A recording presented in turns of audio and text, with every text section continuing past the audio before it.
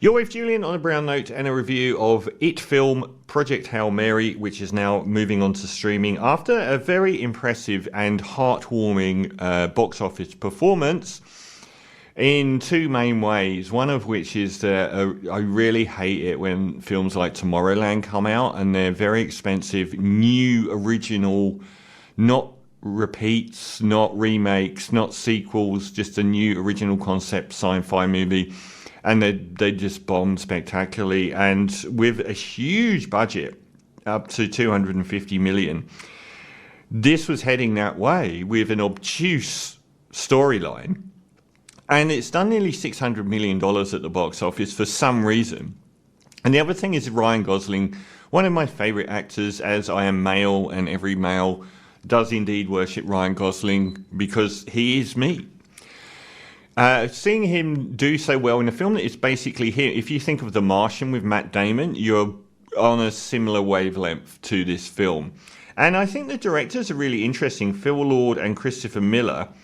They haven't directed too much, but interesting stuff when they have. Clouded with a Chance of Meatballs was a big success. 21 Jump Street, I thought the first film was a bit average, but the second film they also directed, 22 Jump Street, is outstanding, and the Lego Movie was great.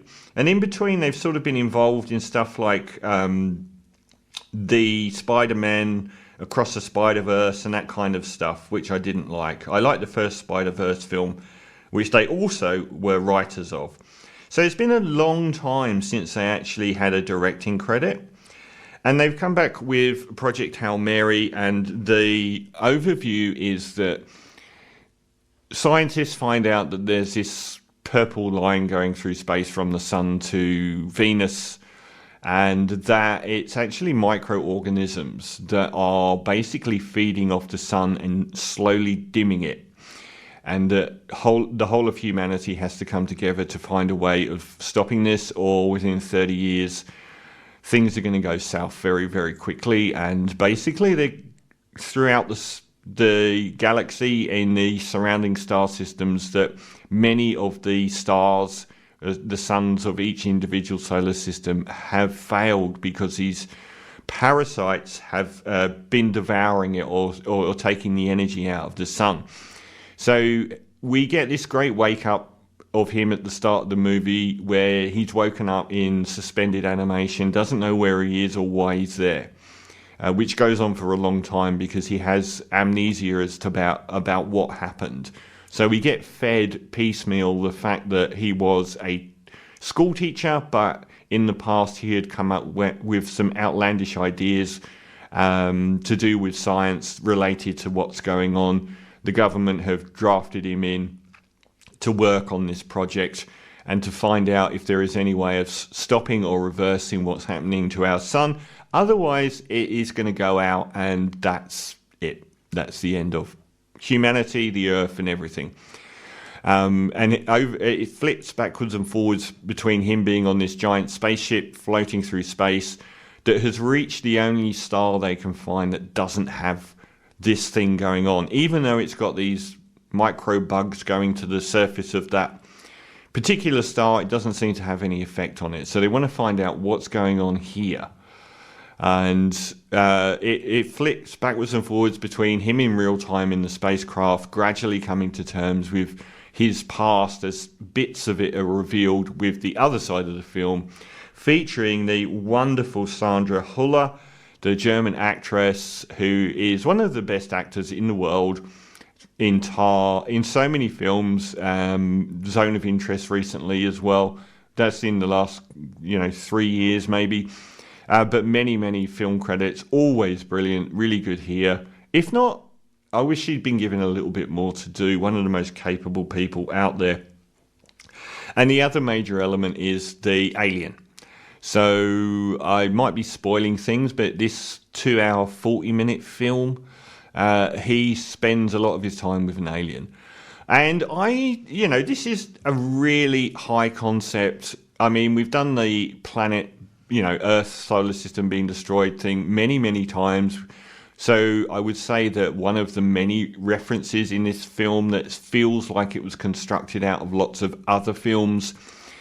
Notice the Close Encounters of the Third Kind musical riff that happens in this film is very close to Interstellar. So that whole thing about how the world's fading and they have to go off into deep space. He's 100 million light years from home and so on, and has no possibility of coming back. It's a suicide mission, and he can't work out, which I found very funny because he can't work out why he would have done that. And he kind of didn't, but never mind. We then get these two, and the other film is Contact as well. You know, the Jodie Foster film, which I've watched 100 times as well, but it's a lot less pretentious and po-faced than that Alien Encounter film. A lot more fun.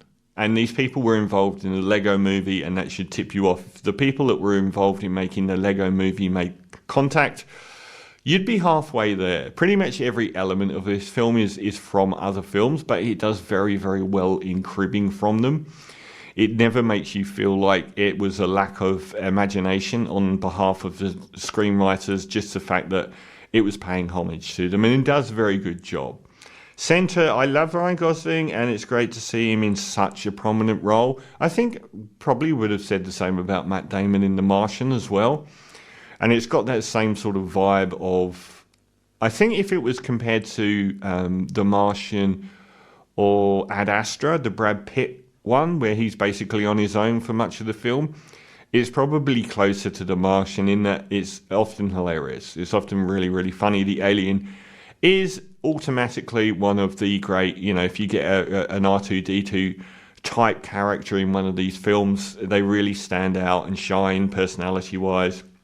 He's a bit of a bugger as well, a bit sarcastic, a bit up himself, but ultimately, like, really quite cool. And I think that really works. It's a two-hander on one side of the film where there's just these two entities in space trying to work out this incredible thing that will save both their planets. And on the other side, you've got the earthbound version of Ryan Gosling and Sandra Hüller, with him trying to grapple with being a hero that he just doesn't want to be. Visually, very, very strong. Some of the stuff here looks a little bit cheaper, but a lot of the visual space stuff is stunning, and the music as well is stunning. Daniel Pemberton, that will probably get an Oscar nod. I can see a few Oscar nods, particularly in technical areas on this film. It is far too long and far too repetitive. 2 hours and 40 minutes, it's a long journey. But on the flip side of that, it is unexpectedly epic. It could have traded out on its initial premise quite easily, but it keeps developing it as the film goes. It's just that the individual sequences are often very repetitive and go on too long. And there are a lot of very exciting sequences and a lot of very funny sequences in this film. I just feel they could have cut it down a bit. That said, you know, it's intelligent and it doesn't mistreat the viewer. It's never bombastic. It's got Ryan Gosling using that side of himself as, you know, the very charming, very self-depreciating, and not happy at all with where he is at, gradually coming to terms with the importance of what he's doing. And the progression of the story I thought was good, really good actually, all the way to the end where it keeps sort of modulating and going through different phases. I thought it was very, very strong. So it's an overlong film and it is a repetitive film, but it's also quite lyrical and quite thoughtful and intelligent and a grab bag of high points from sci-fi movie history. And it looks great and it sounds great. And it's a long-form, enjoyable epic that's on a very human scale. And a great film. A great film with its flaws. I'm going to give Project Hail Mary an 8.5 out of 10. Cumulative impact-wise, I thought it was, you know, something that you'll remember for good reasons.